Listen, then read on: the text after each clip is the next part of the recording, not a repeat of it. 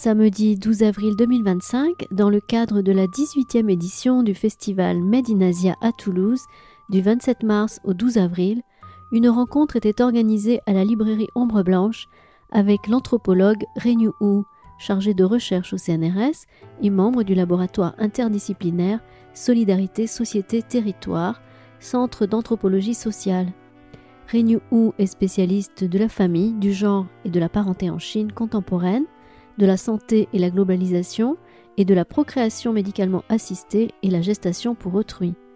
Il présentait à cette occasion son ouvrage « Négociations et compromis, pratiques matrimoniales en Chine rurale contemporaine » paru aux presses de l'INALCO. Bonne écoute.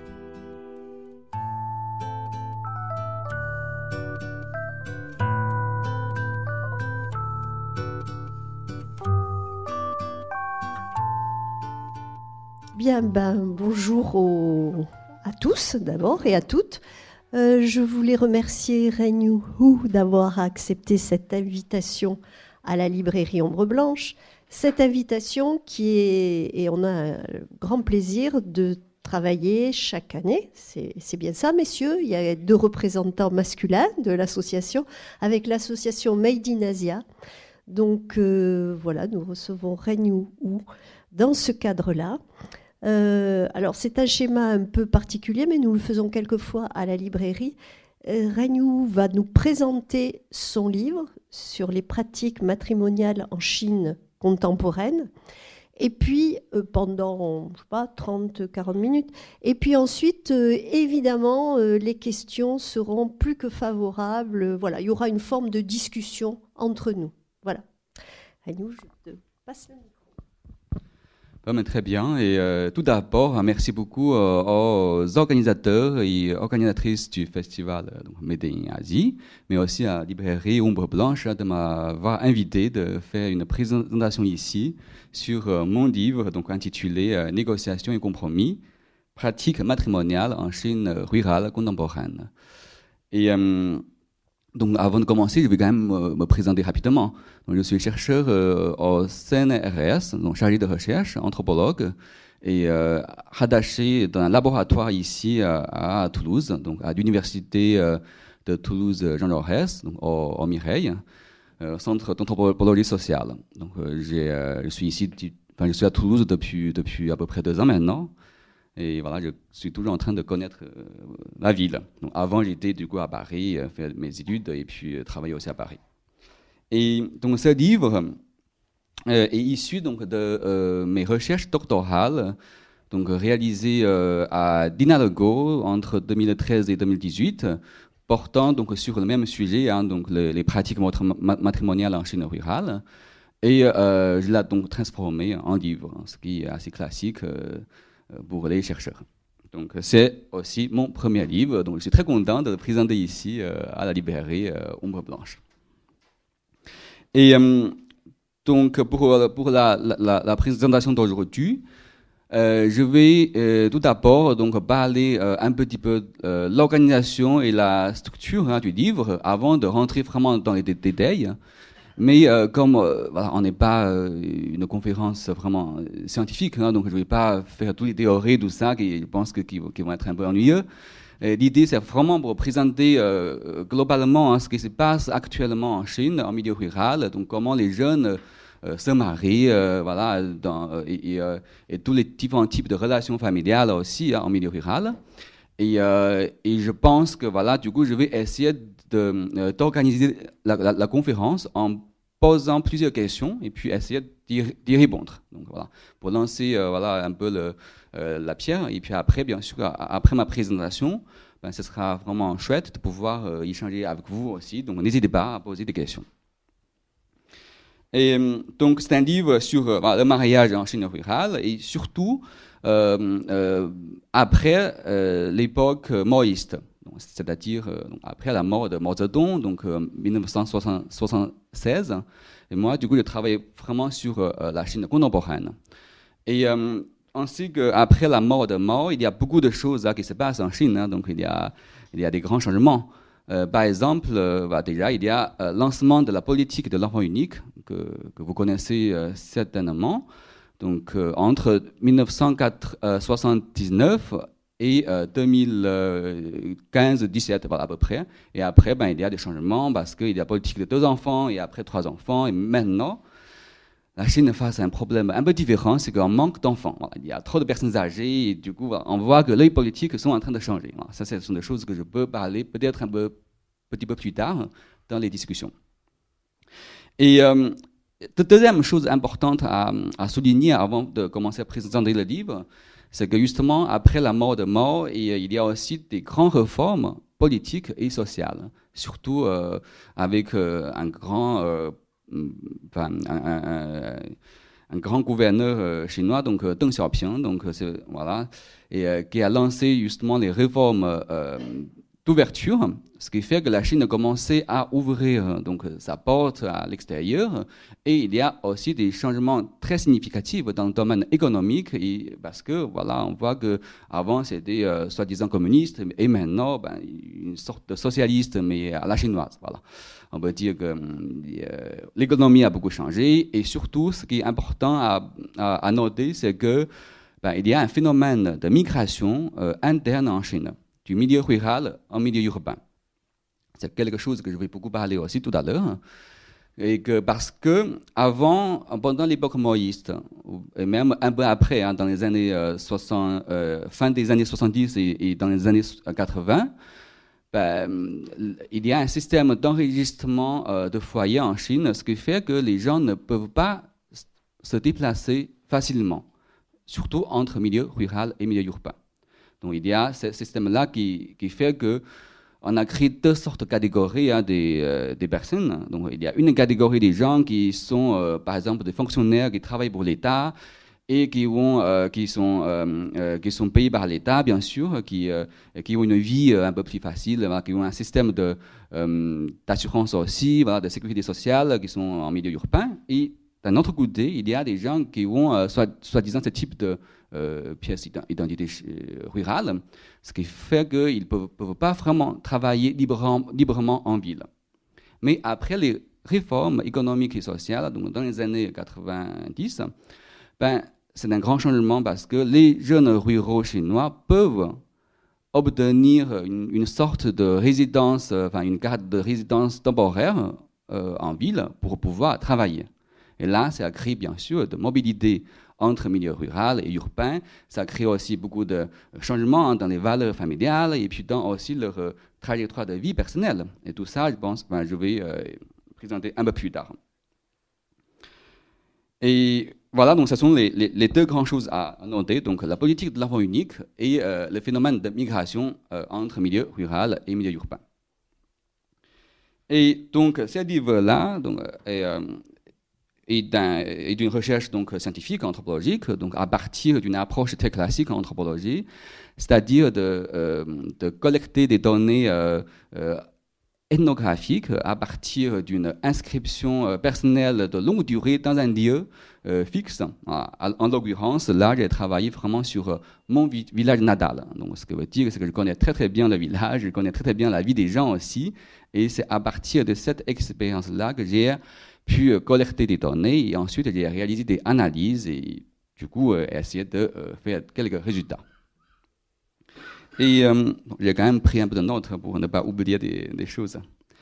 Et donc l'enquête a été réalisée donc, entre 2013 et 2017 pour une durée à peu près de 11 mois, mais en 4 séjours, voilà, ce qui est assez classique aussi en anthropologie, donc on passe à peu près 1 an donc, sur le terrain. Et donc, dans ce livre-là, j'ai surtout travaillé sur tout ce qui se passe avant et durant le jour J du mariage. Voilà, donc, je ne m'intéresse pas vraiment, enfin, je n'ai pas vraiment travaillé sur la vie post-maritale. Donc, c'est vraiment l'ensemble d'organisation hein, du début jusqu'à la fin du jour de la cérémonie du mariage.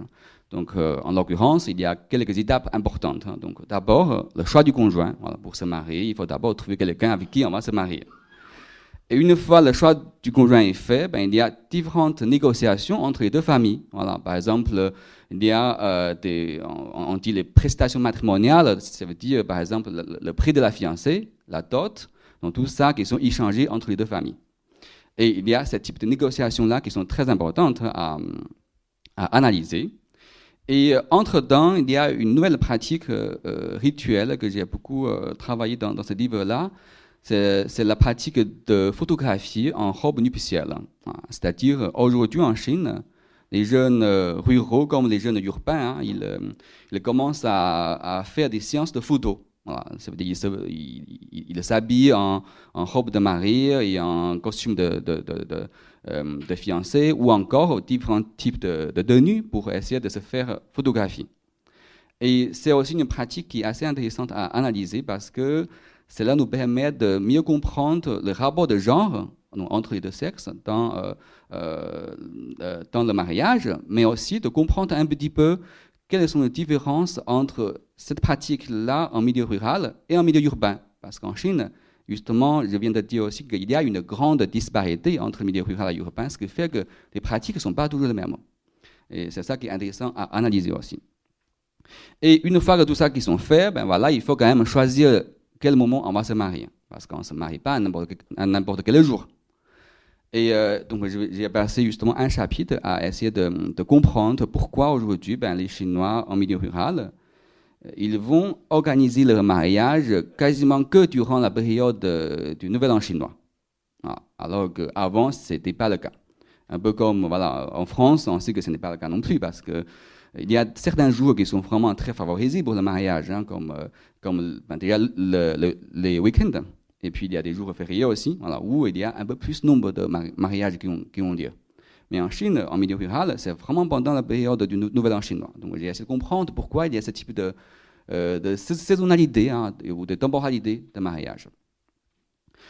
Et après ça, on va enfin commencer à vraiment parler du jour J du mariage, donc le plus important. Et c'est aussi le jour où il y a beaucoup de séquences rituelles. Ça veut dire que il y a le transfert de la jeune fiancée de sa famille natale à la famille de son mari, donc du jeune fiancé. Pourquoi il y a ça? C'est parce qu'en Chine, c'est un système de mariage patrie-virilocal. Ça veut dire que c'est la femme qui doit se déplacer, qui doit vivre chez son mari ou chez le père de son mari. Et en l'occurrence, c'est une pratique qui est assez ancienne, mais qui continue à exister, même aujourd'hui. Donc j'ai essayé de comprendre comment ça se fait, le déplacement ou le transfert de la jeune femme de sa famille natale à sa belle famille, et quelles sont les significations sociales ou quel est le sens qu'on peut tirer à travers ce type d'analyse-là. Et aussi, par exemple, quand la fille, une fois qu'elle est arrivée chez sa belle famille, là, c'est le moment où il y a encore un tas de séquences rituelles qui sont extrêmement intéressantes à analyser. Voilà, pour donner un exemple, il y a un rituel qui s'appelle s'asseoir sur le bonheur. Ça veut dire la jeune fiancée doit s'asseoir au centre du lit nuptial et il y a quelques séquences qui sont organisées et l'ensemble de séquences-là qui est intitulé s'asseoir sur le bonheur. Justement, on se demande qu'est-ce que ça veut dire le bonheur. C'est quelque chose que je veux parler un peu plus tout à l'heure. Et là, c'est vraiment le jour J, l'ensemble des séquences rituelles, tout ça. Et il y a le dernier chapitre dans ce livre-là, où j'ai parlé vraiment sur le banquet des noces. Parce qu'on sait qu'en Chine, la nourriture, c'est important, manger, c'est important. Et voilà, c'est le moment où l'ensemble de relations sociales qui commencent à être manifestées, et aussi le moment où on peut créer des nouveaux liens aussi. Donc non seulement les liens d'alliance entre les deux familles qui organisent le mariage, mais aussi avec d'autres types de gens qui sont inclus dans le nouveau cercle de liens sociaux.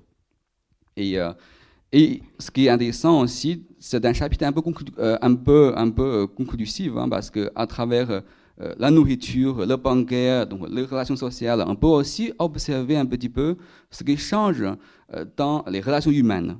Parce qu'on sait qu'en Chine, il y a un système de guanxi, ça veut dire qu'il y a l'émotion qui est très importante dans les liens sociaux, alors qu'aujourd'hui, on voit qu'en milieu rural, petit à petit, il y a une logique de l'économie de marché qui commence à s'installer aussi dans les relations humaines, ce qui est très intéressant. Souvent, en Chine, entre les amis, on ne parle pas de l'argent. Mais là, en l'occurrence, on voit que ça commence à changer un petit peu. Voilà, pourquoi? Ce sont des questions à travers lesquels j'ai essayé d'analyser donc, dans ce livre. Et puis à la fin, bien sûr, une conclusion assez générale pour essayer de comprendre le changement des pratiques et des valeurs matrimoniales en Chine rurale, les rapports de genre aussi, mais également donc, un peu des ouvertures aussi, hein, surtout sur les nouvelles formes de parentalité et de conjugalité sur lesquelles je suis en train de travailler. Bon, ce sont des choses aussi qu'on peut éventuellement parler donc, après la présentation. Est-ce que vous avez déjà des questions? Merci. Je vais donc commencer à entrer un peu plus dans le détail et surtout en posant plusieurs questions. Voilà, et tout ça, essayer de faire le lien dans les différents chapitres. La première question que j'ai envie de... Voilà, du coup, c'est intéressant parce que c'est une rencontre. Et finalement, c'est moi qui me pose des questions et puis je vais essayer de répondre moi-même. Donc après, je vais vous laisser la parole.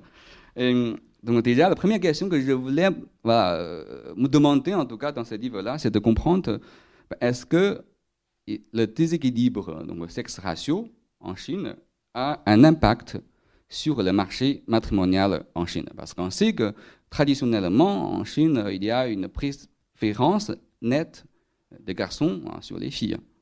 Mais avec la politique de l'enfant unique, justement, il y a plus de garçons qui sont nés que des filles, et du coup, forcément, il y a un déséquilibre donc, de sexe ratio entre garçons et filles. Mais ce type de déséquilibre donc, démographique, est-ce qu'il y a un impact sur le marché matrimonial en Chine?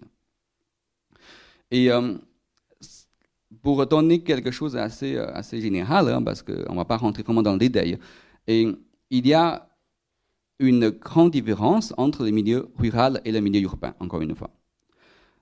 En Chine, voilà, il y a cette pratique qui est assez courante hein, donc dans le mariage, c'est ce qu'on dit hypergamie.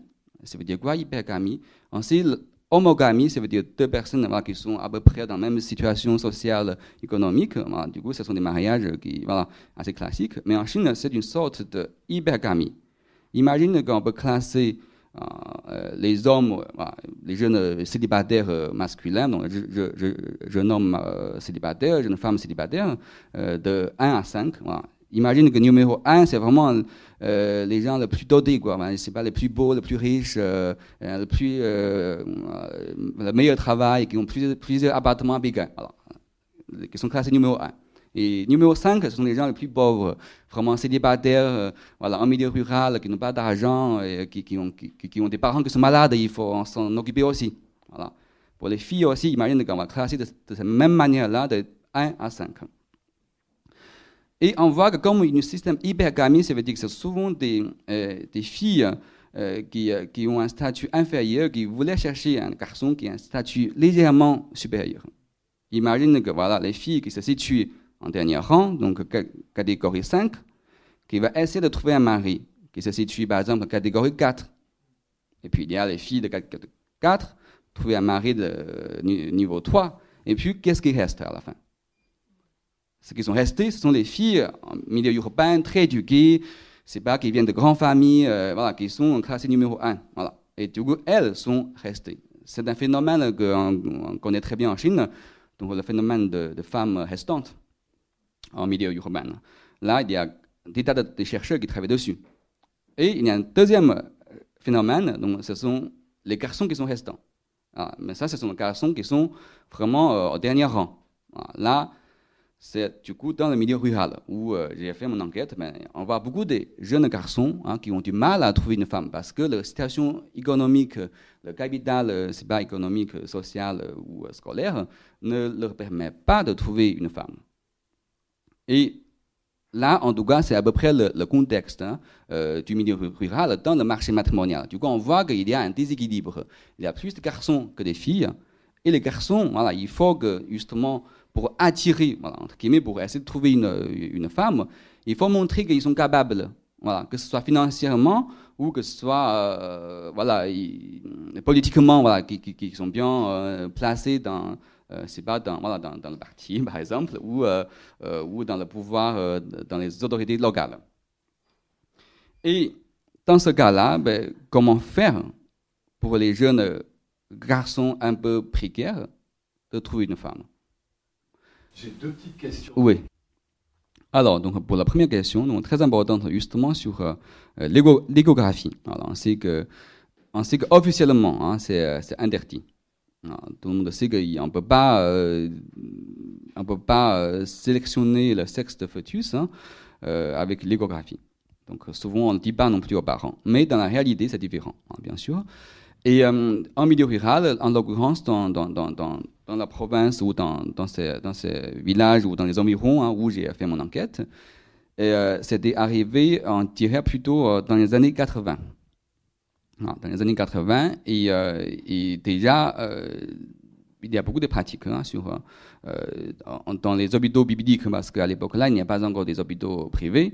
Et souvent, dans les hôpitaux bibliques, voilà, il y a des tas de façons hein, pour pouvoir le faire. Hein. Il faut par exemple un peu la corruption qui marche très bien parfois dans certains milieux en Chine.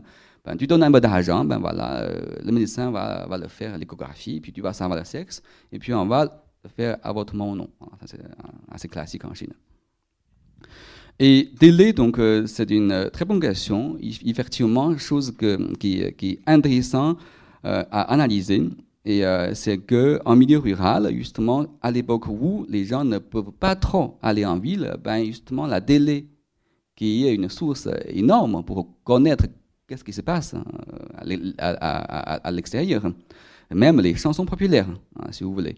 Et pour donner une anecdote, hein, parce qu'il y a une chanteuse taïwanaise, donc Teresa Deng Lijun, hein, qui est une vraiment grande chanteuse chinoise, et qui chante vraiment une chanson d'amour. Voilà, justement, à l'époque-là, en Chine continentale, on ne parle pas de l'amour conjugal. Hein. L'amour, c'est quelque chose qu'on n'en parle pas. Et ce qui est important, c'est la piété filiale, c'est les autorités parentales. Et l'amour conjugal, ça peut exister, hein, mais on n'en parle pas. Mais cette chanteuse-là, qui vient de Taïwan, hein, qui chante énormément de chansons d'amour, et que les Chinois, comme ils n'ont même pas le droit d'importer les disques ou les cassettes de l'époque, ils ont essayé de le faire secrètement pour que ce soit arrivé en Chine. Et puis ça a créé quand même importante influence hein, sur les pratiques ou sur les valeurs des jeunes ruraux comme urbains. Hein. Donc comment aujourd'hui on peut être en tant que jeune, jeune chinois, voilà, on peut aussi trouver l'amour, on peut aussi espérer vivre des expériences, voilà, un peu folie, tout ça. Et tout ça, ce sont des choses qui n'ont pas existé hein, avant les années 80. Donc télé, pareil, il y a ce type d'effet-là, tout à fait. Et justement, on parle de... je vais revenir sur le choix du conjoint parce que la question de l'amour est importante. On peut se demander, aujourd'hui, le choix du conjoint, c'est un choix, ce sont des mariages d'amour ou mariages arrangés, comme c'était le cas en Chine, voilà, autrefois. Et la question, la réponse est un peu délicate, parce que je ne peux pas dire c'est un mariage arrangé, ni un mariage d'amour. Ce que je peux dire, c'est qu'il n'y a pas de mariage forcé. C'est sûr que maintenant, on ne peut pas forcer un jeune garçon ou une fille, voilà, de se marier avec quelqu'un si il ou elle n'est pas d'accord. Et ça arrive aussi qu'il y a l'amour qui existe entre les deux conjoints. Voilà. Et ce qui fait qu'ils vont entrer en mariage. Mais l'amour seul ne suffit pas. C'est ça la question.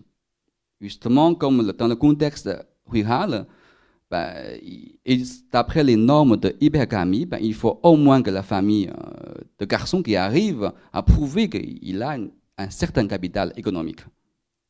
Et pour les jeunes garçons qui travaillent, qui sont d'origine rurale et qui aujourd'hui, voilà, ils peuvent travailler en ville en tant qu'ouvriers, qui peuvent gagner, entre 2000, 3000, 4000 yuan, donc à peu près entre 300 € et 500, 600 €. Et ce n'est pas suffisant pour une famille, pour une jeune fille qui veut trouver un conjoint dans le marché matrimonial. Parce que à l'époque où j'ai fait mon enquête, il faut que la famille du garçon qui donne une somme d'argent à la famille de la fille. Donc en chinois on dit cai di, je le traduis grossièrement comme prix de fiancée, mais c'est vraiment différent. Mais là, voilà, c'est un peu comme le prix de la fiancée, si vous voulez.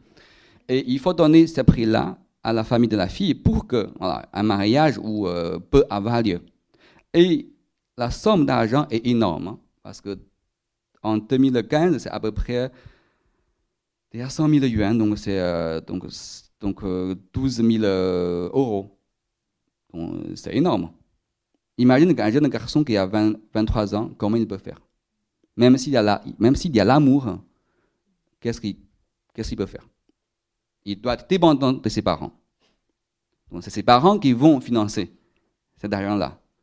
Et du coup, ce qui est important, c'est qu'il y a cette interdépendance entre les deux générations à travers le choix du conjoint. Voilà. Donc il peut avoir l'amour, mais ce qui est important, c'est quand même la contribution financière des parents qui permettent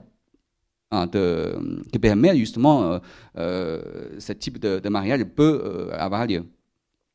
Et est-ce que les parents sont d'accord ou non de donner l'argent? C'est une question importante.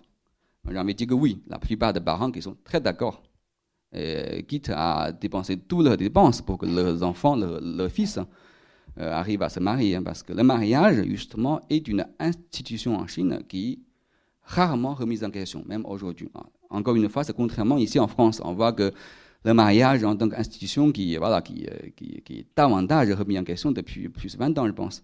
Et c'est pas depuis quand, là, depuis il y a au moins 15 ans, je pense, en France, déjà, il y a plus la moitié des enfants qui sont nés en dehors du mariage. C'est ça. Alors qu'en Chine, c'est pas possible. En tout cas, à l'époque-là, c'était pas possible. Et aujourd'hui, c'est possible. Aujourd'hui, c'est différent. Bon, on peut en parler plus tard. Donc, ça veut dire que pour les familles chinoises rurales, voilà, pour que mon fils arrive à se marier, il faut que je donne tout mon argent. Voilà. Et il fait ça avec plaisir, parce que pour moi, le mariage est important, et surtout le fait que mon fils arrive à avoir un enfant pour perpétuer la descendance, perpétuer le lignage qui est important. C'est vraiment une valeur primordiale pour les familles chinoises. Donc si mon fils reste célibataire, qui ne peut pas se marier, il n'aura pas de descendance. Et là, du coup, ce n'est pas possible pour moi. Donc je le fais. Tout à fait. Il y a plein d'expressions en chinois pour dire que voilà que une lignée est terminée parce qu'il n'y a pas de descendance. Alors tout à fait. C'est ça. D'après les valeurs confuciennes, donc qui est très respectée, hein, en Chine, et la lignée familiale, donc, qui est transmise donc, d'une génération à une autre, mais surtout du père en fils. Donc, tout se passe par la lignée masculine. Mais on peut se demander aussi, mais qu'est-ce qui se passe même dans la Chine ancienne, si une famille, ils n'ont qu'une fille, comment on va faire? Tout à fait, il y a de l'adoption. Il y a de la circulation des enfants entre les fratries. Par exemple, si moi j'ai un enfant, j'ai 3 enfants, et mon frère qui a une fille ou qui n'a pas d'enfant, moi je peux donner un enfant à mon frère. Du coup, mon enfant va devenir l'enfant de mon frère, ce qui est une pratique assez courante en Chine. Et il y a aussi une pratique qui s'appelle donc mariage engendre. Alors, ça, c'est une voie alternative pour pouvoir respecter donc, la tradition de patrilinéarité. Ça veut dire si on n'a qu'une fille, dans ce cas-là, on peut recruter un gendre qui va venir chez moi. Et dans ce cas-là, c'est un peu comme un mariage classique, mais la fille ne bouge plus. Elle reste chez sa famille natale. Donc c'est l'homme qui doit se déplacer. Mais c'est une pratique qui est assez rare. Et il faut, dans ce cas-là, la famille de la fille qui doit être aussi très riche pour pouvoir le faire. Et c'est une pratique qui est un peu ancienne. Et du coup, voilà. Et une deuxième question, justement, sur le choix du conjoint, c'est que pourquoi, comme les jeunes aujourd'hui, ils peuvent travailler en ville, tranquillement, voilà, ils sont plus coincés en milieu rural, pourquoi pas trouver leur amour en ville? Pourquoi toujours rentrer au village et dépendant de leurs parents pour les aider à trouver un conjoint? Et la réponse est assez simple en soi, parce que pour les jeunes ruraux qui travaillent en ville, dans la plupart des cas, ils travaillent dans des usines. Et dans des usines, donc un emploi du temps qui est très très chargé. Souvent, en plus, ce sont dans des usines que entre les garçons, que entre les filles. Ce qui fait que, voilà, ils n'ont vraiment pas le temps ni l'argent pour faire la cour. Voilà, on dit, l'amour, il y a un coût. Voilà, il y a un coût à la fois au niveau du temps, mais aussi au niveau de l'argent. Mais quand les jeunes, même s'ils travaillent en ville, ils n'ont ni le temps ni l'argent, mais comment ils font pour retrouver l'amour? Sans parler justement de l'ensemble des prestations matrimoniales, donc le prix de la fiancée, la dot, tout ça, ce qui fait que forcément, s'ils veulent entrer dans l'institution du mariage, qui est une sorte d'obligation, il faut qu'ils rentrent au village et du coup, il faut qu'ils dépendent de leurs parents pour le faire. Et là, on voit que le lien social et le lien de parenté locale demeure très très fort, contrairement à ce qu'on on aura pu imaginer. Aujourd'hui en Chine, c'est très individualiste, tout ça, mais ce n'est pas trop le cas, en tout cas pas en milieu rural. Et donc, ça c'est sur le choix du conjoint, justement. Il ne faut pas que je parle trop. Et après, il y a aussi justement les nouvelles pratiques de photographie de mariage que j'ai beaucoup travaillé. Je ne sais pas si vous avez le livre dans la main, il y a plein de photos, voilà, justement, sur les pratiques de photographie en robe nuptiale. C'est une pratique, du coup, les jeunes qui se mettent en différentes sortes de tenues. Il y a des robes blanches très, très classiques, mais il y a aussi d'autres choses qui sont complètement différentes. Voilà. Si on ne vous dit pas, vous n'allez pas dire que ah oui, ce sont des photos qui sont faites pour le mariage.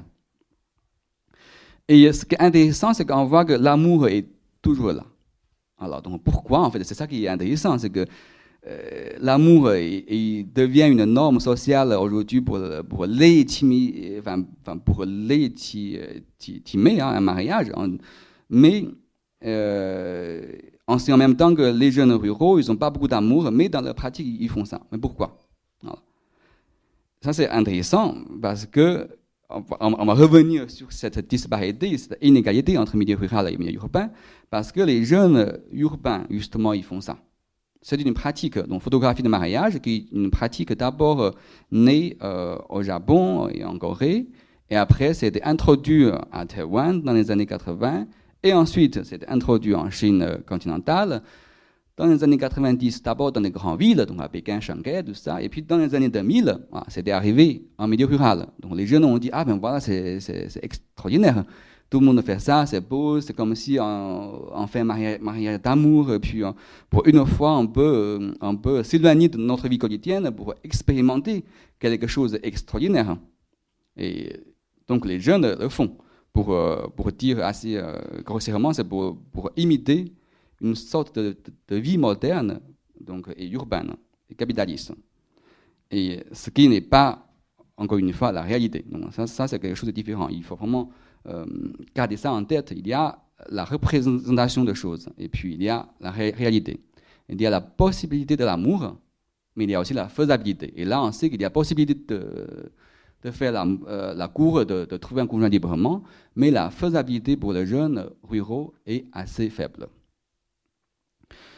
Et peut-être juste parler, comme le temps est limité, je veux juste parler une dernière chose sur les temporalités du mariage. Voilà. Donc, ça veut dire pourquoi aujourd'hui en Chine, on se marie vraiment durant la période du Nouvel An chinois.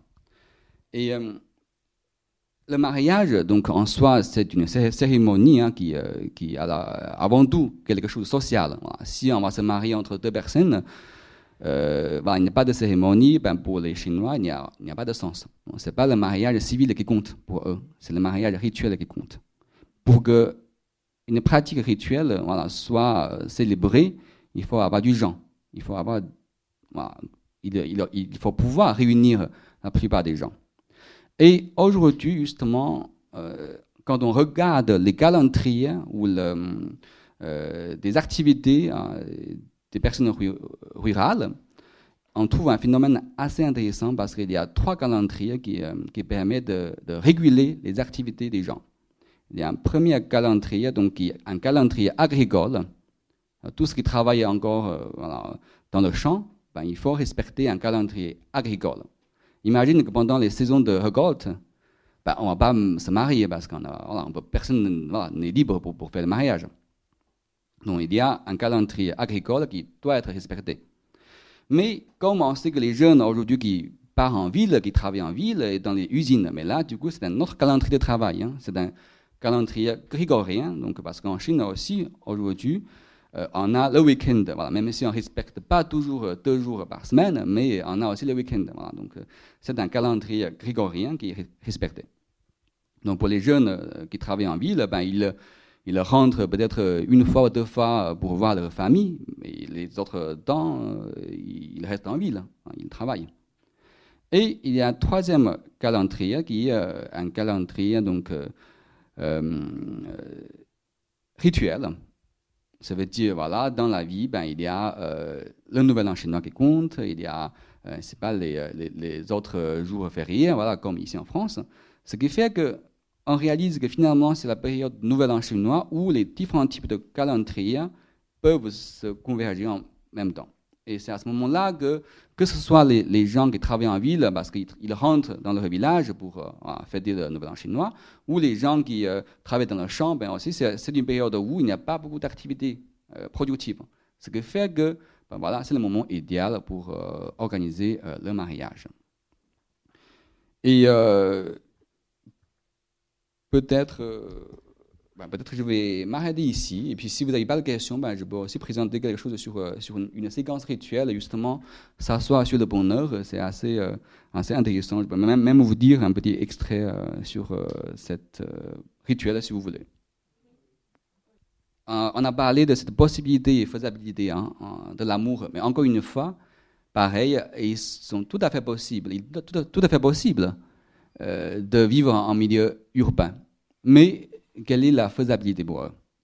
Pour vivre en milieu urbain, dans la ville où ils travaillent, ce sont des grandes villes, ils n'ont pas de moyens déjà pour y vivre, pour acheter un appartement. Et s'ils n'ont pas d'appartement, s'ils n'ont pas ce type de carte de séjour pérenne en milieu urbain, donc cette sorte de hukou en chinois, l'éducation des enfants est compliquée aussi, l'accès à l'école, tout est compliqué. Ça veut dire qu'ils n'ont pas vraiment la possibilité de s'installer définitivement dans une grande ville.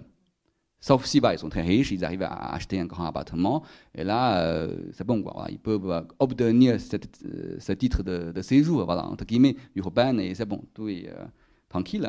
Mais dans le cas où, et dans la plupart des cas, justement, que les jeunes ils n'arrivent pas à le faire, du coup, ils sont contraints de retourner dans leur milieu natal, donc en milieu rural, mais on sait aussi qu'aujourd'hui, les jeunes, justement, ils ne veulent plus vivre en milieu rural. Qu'est-ce qu'ils font? Ils vont acheter un appartement dans le centre-ville du petit bourg où ils sont nés. Donc, ce qui est assez cher aussi, justement, ça devient aujourd'hui une condition préalable pour entamer les négociations matrimoniales pour les jeunes garçons. Si, imagine qu'il y a un jeune garçon rural et tu n'as pas un appartement dans le petit bourg à côté, là, même pas la peine de trouver une femme dans le milieu rural.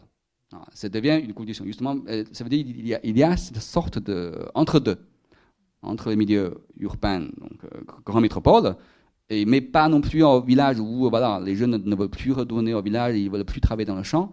On veut en même temps continuer à vivre en quelque sorte en ville. Du coup, ce sont les petits bourgs qui sont privilégiés aujourd'hui. Bon, mais je pense qu'on est l'heure là. En tout cas, merci beaucoup pour votre écoute.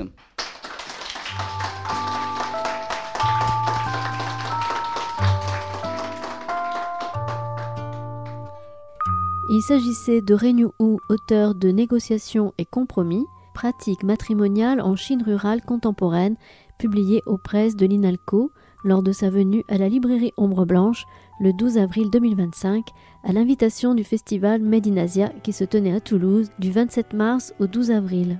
Réalisation et mise en onde Radio en collaboration avec Radio Plus et Radio Terre.